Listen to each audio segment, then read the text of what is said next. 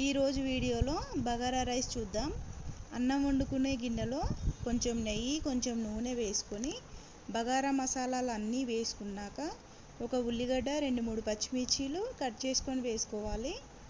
ఉల్లిగడ్డలు కొద్దిగా ఫ్రై అయిన తర్వాత అల్లం వెల్లుల్లి పేస్టు, పుదీనా వేసి అలాగే కొన్ని జీడిపప్పులు వేసుకొని కలిపి 2 గ్లాసుల రైస్కి 4 గ్లాసుల వాటర్ పోసుకొని కొద్దిగా ఉప్పు వేసి కలిపి మూత పెట్టుకోవాలి. వాటర్ను మరిగించుకోవాలి.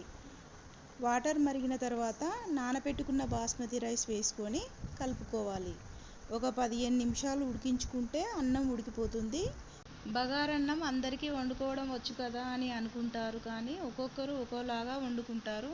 మనం ఏది చేసినా ఏదో ఒకటి అంటూనే ఉంటారు. అందుకే జనాల మాటలు పట్టించుకోవద్దు. చివర్లో కొంచెం కొత్తిమీర వేసుకొని కలుపుకోవాలి. అంతే. నా వీడియో నచ్చితే ఒక లైక్ చేసి నా ఛానల్ని సబ్స్క్రైబ్ చేసుకోండి. Thank you friends.